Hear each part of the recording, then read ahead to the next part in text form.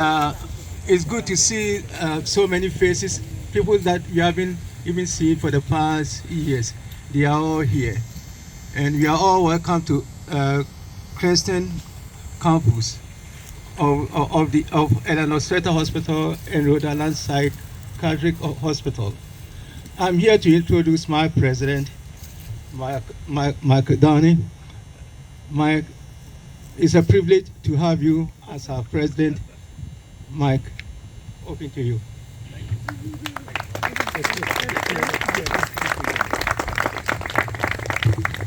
Good afternoon, everyone. As Kwame said, it's great to see all of you here today.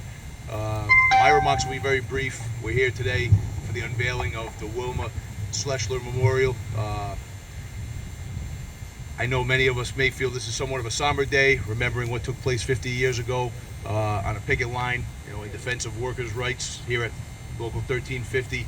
I would take a little different perspective, that I think this is a happy day.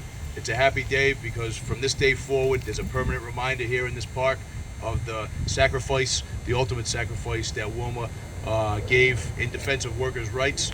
And I'm proud and grateful to everybody. I'll not name individual names or organizations because I'll forget someone and get in trouble. But I thank everybody who came together, AFSCME, the Labor History Society, and many others to make this happen today. Something that is probably long overdue. I do want to recognize former House 94 President J. Michael Downey, who played a large role in getting this started and moving this to the finish line. Just like to remember him today. I know he's looking down on us, and he's very proud that we're all here today, and we're remembering our sister who gave the ultimate sacrifice on a picket line. With that being said, I would like to thank everyone who is in attendance today. Again, I won't go through individuals because I will leave somebody out and I don't want to get in trouble. So thank you, everybody. You know who you are that came today. I greatly appreciate it. After this speaking program, we'll be unveiling the statue, and then there are light refreshments being served over at the DLT building. Everybody's welcome to come back and have a few refreshments and a couple of laughs, hopefully. At this time, I would like to introduce International Vice President, Council 4 in Connecticut, Executive Director, Jody Barr, to say a few remarks.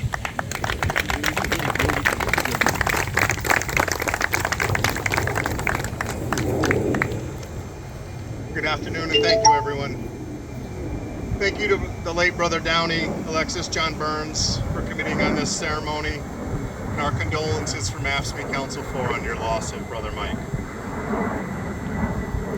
And to Brother President McDowell for continuing this work, the Rhode Island Historical Society, as well as the staff and other members involved in making this memorial possible.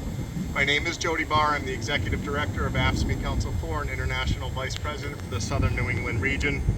We're here today to honor and celebrate and mourn the life and the passing of Wilma 50 years ago today. As you know, striking is never easy, and it's always the last resort on trying to improve the working lives and working conditions of our members. When a union makes a difficult decision to go on strike, they know that there will be sacrifices made to both their members and their families as they try to level the playing field against corporate greed and unfair bosses. 50 years ago today, Local 1350 went on strike and made those sacrifices. When that decision was made, never in a million years would you expect someone to lose their life on a peaceful picket line, while courageously standing up to their boss to improve the working conditions and benefits against an employer. The tragic loss of Sister Wilma is difficult to comprehend. The loss of a union member on a job is always difficult to accept. But when it's an intentional act, it's even more difficult. Today, as we continue to fight for better working conditions and better pay in an more increasing environment, especially recently, please think of Wilma in your efforts and understand how important our work is. On behalf of AFSCME Council 4 in Connecticut and our 30,000 members, we're here to say thank you, and we'll remember you, Wilma. Thank you very much.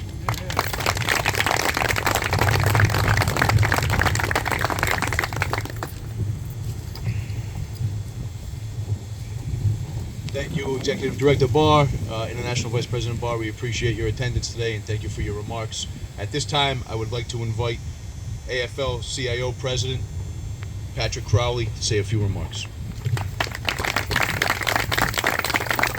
Thank you, President McDonald, International Vice President Barr, for your presence here today, and for everyone else that's gathered here. You know, a lot of folks to acknowledge, but first I'd like to acknowledge the Secretary-Treasurer of the Rhode Island AFL-CIO, my partner in this work, Karen Hazard, for being here. Thank you, Karen. And in particular to thank these two brothers to my right over here, Scott Malloy and Nick Palazzo, for really making sure that labor history is just part of what we do in the Rhode Island labor movement. Thank you, brothers. It's an honor to be here with you. And of course, for all the sisters and brothers from AFSCME Council 94, and for everyone who did the work to get this project underway and today to be completed. You know, there's a lot of values in the labor movement that I think all of us hold dear, but two are very important to think about here today. The first is this. Like Mother Jones said, we mourn for the dead, but we fight like hell for the living. Yeah. And that could not be a more apt philosophy of the labor movement than it is today. You know, we mourn the death of Wilma. We mourn the death of Mike Downey. We mourn the death of all of our sisters and brothers who have paid the ultimate sacrifice to make sure that our labor movement is strong. Labor history is filled with the corpses of working people who died fighting for the rights that we hold dear, for the rights that too many people take for granted. None of those rights, none of them, were earned because the bosses thought they were a good idea to give to us. None of those rights were earned because out of the goodness of corporations' hearts. No, they were fought for. They were fought for with our lives and our blood and our sacrifice. And as we think about that here today, it's important to remember brothers and sisters like Wilma who have given that sacrifice. The other value that I think it's important for us to remember here today is that us in the labor movement, we have very long memories. We will remember this day forever. We will remember the day 50 years ago when Wilma was cut down by a scab driving their car through a picket line.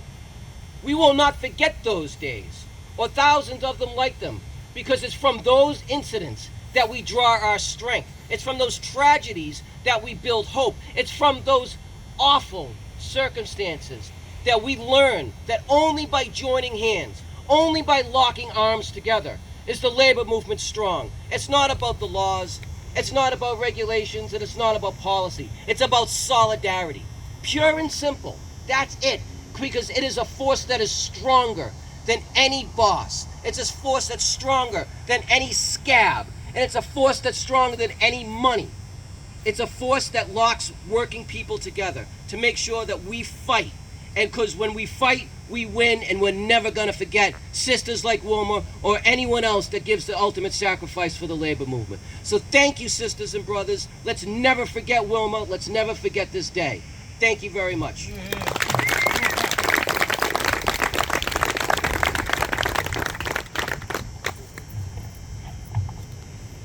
Thank you, Pat, for those inspirational words. Very nice job, as always. We appreciate your attendance and your willingness to say a few words today. Thank you very much. At this time, I would like to invite Pastor Chris from Governor McKee's office. He's the Deputy Chief of Staff, and we're very appreciative that he could make it today. I know everybody has a busy schedule in the governor's office, but it means a lot that he would be here with us today. Thank you very much. Good afternoon, everyone. And Governor McKee wanted to be here today, but for some reason he's not able, scheduling reason, he's not able to come.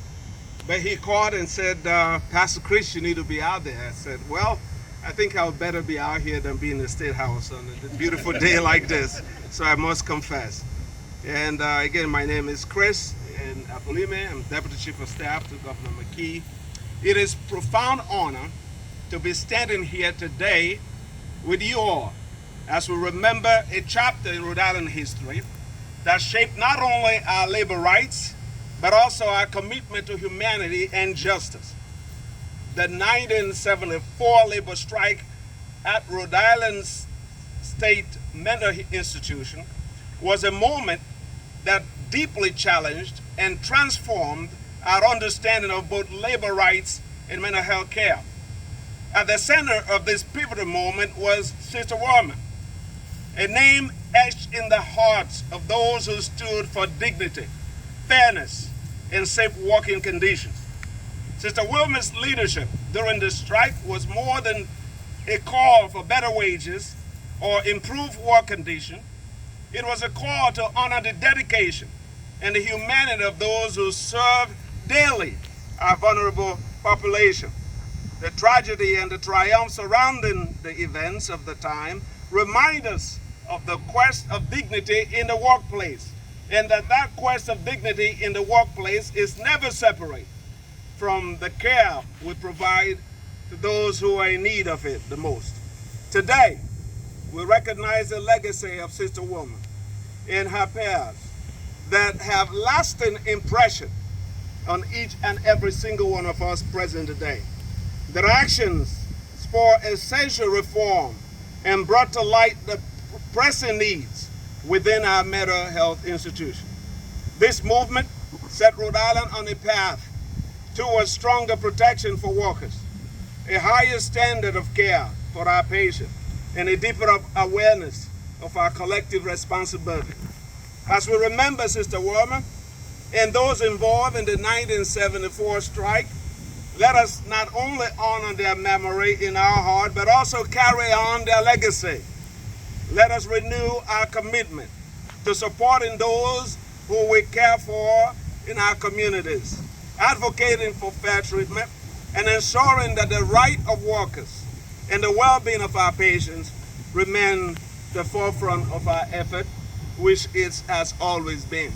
And so once again, thank you for the invitation to be here today. On behalf of Governor McKee, I thank you so much for the work that you do daily, not only today, but every single day, on behalf of everyone that is part of our labor union and our labor workforce. So once again, thank you. Looking forward to the unveiling of this memorial today. God bless you all.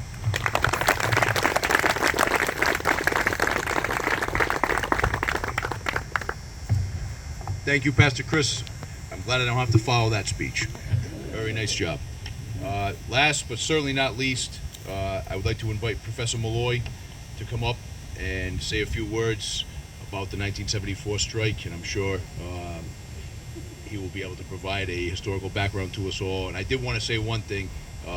Twice over my time running the local at the University of Rhode Island, Professor Malloy was gracious enough to come to the meeting and provide us with a little bit of historical background. And in the way that he always does, we walked out of the meeting, and those are probably two of the most memorable meetings we've had in the last 20 years. So I appreciate all your time and effort that you've given us over the years, Professor Malloy. Thank you.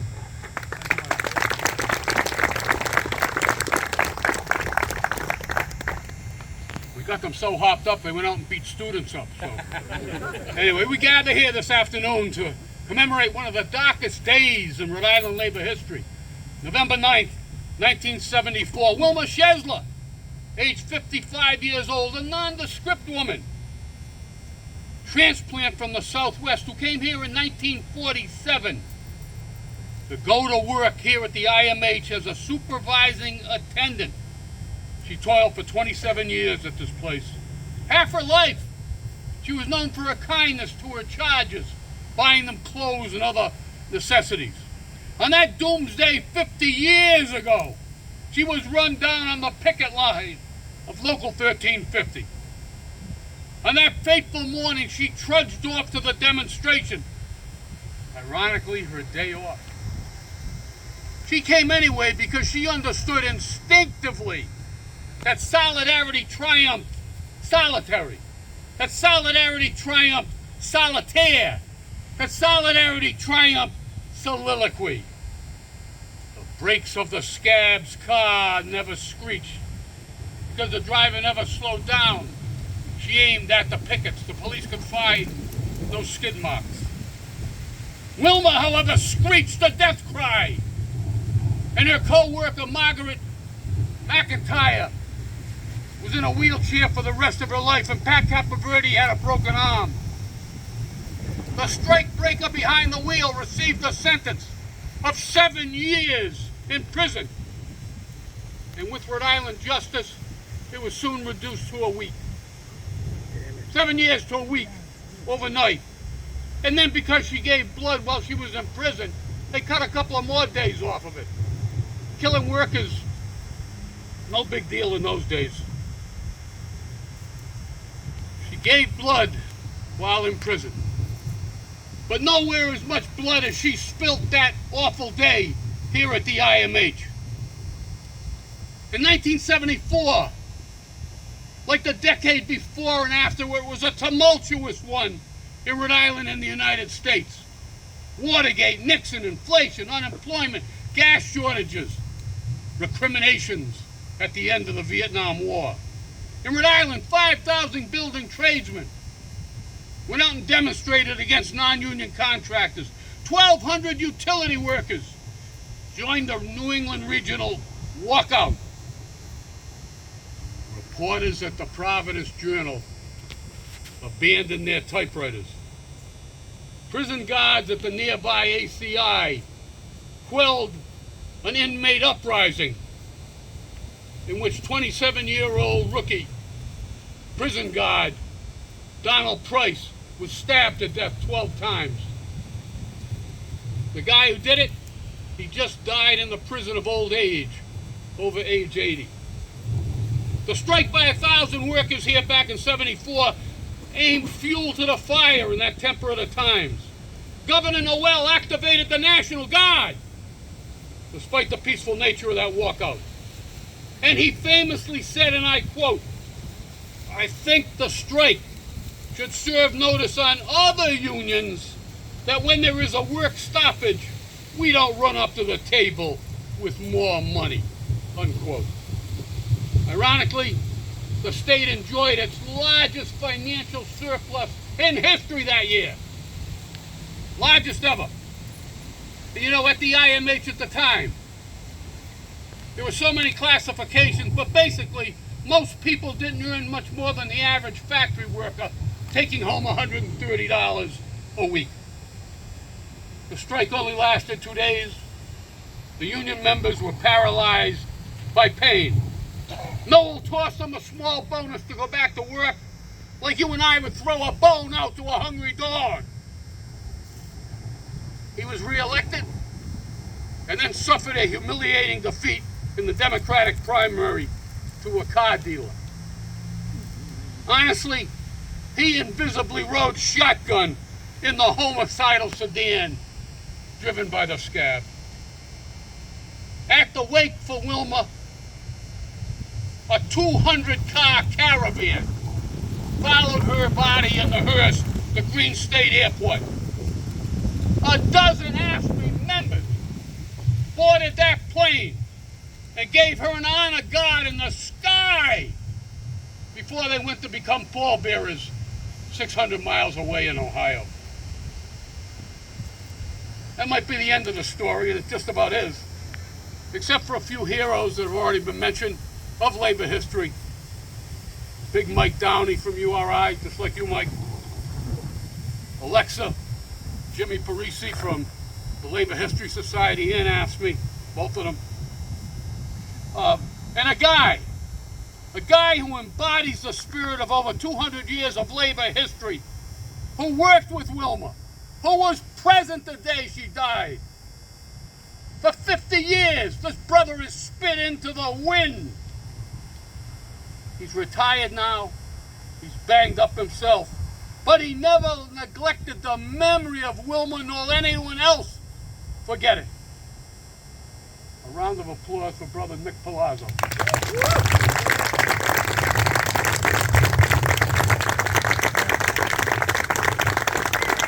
In ending, and most of you are saying, boy, you're cutting it kind of short today, Scott.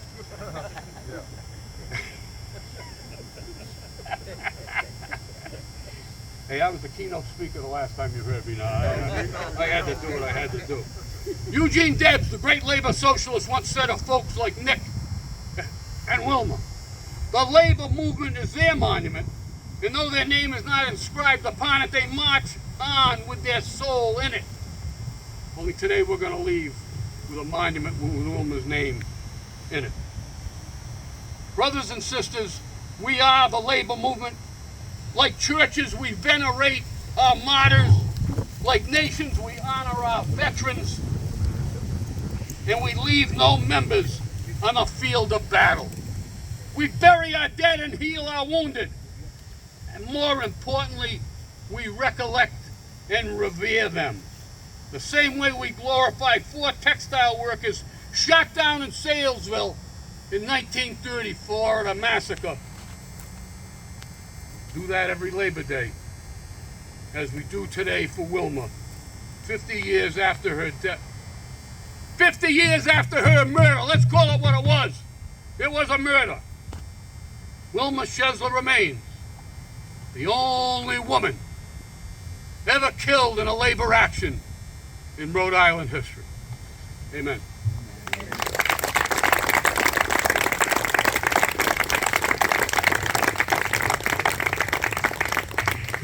Thank you very much, Professor Malloy. As always, we appreciate all your remarks, and thank you for sharing some of those insights with us. Very well said. As everyone who spoke today, I greatly appreciate you taking the time to join us here today. In a moment, we're going to unveil the statue. I'd invite everybody to kind of move forward if you want to get a little closer. As we unveil the statue, I will read off the inscription on the statue, of the monument.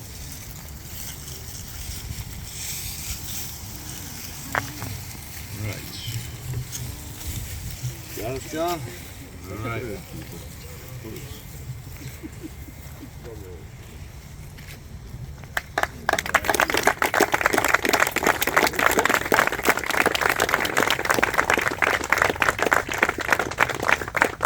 The inscription on the statue reads, Wilma Schesler, a state employee at the Rhode Island State Psychiatric Hospital and a member of Council 70, AFSCME, Local 1350, now Rhode Island Council 94, AFSCME, tragically lost her life on November 9th, 1974, when she joined a peaceful picket line demanding fair wages and better working conditions.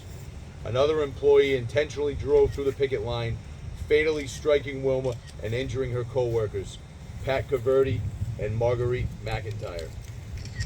Rhode Island Council 94, AFSCME, AFL-CIO, and the Rhode Island Labor History Society dedicate this memorial to Wilma Schesler, who sacrificed her life fighting for improved working conditions. We honor Wilma's legacy by continuing the fight to strengthen workplace protections for all.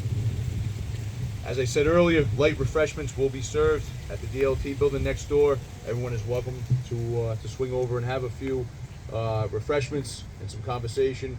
This is a great gathering of labor leaders, rank and file union members. On behalf of Rhode Island Council 94, I'd just like to thank everyone who helped make this happen and everyone who took the time out of their busy day to attend today. It means a lot to all of us, and I am very happy, as I said earlier, as somber of a day as this is, I view this as a very happy day. From this day forward, there's a permanent reminder and a memorial to Wilma and the sacrifice that she made in the name of working folks here in Rhode Island fighting for better working conditions. So thank you all for attending today. Greatly appreciate it.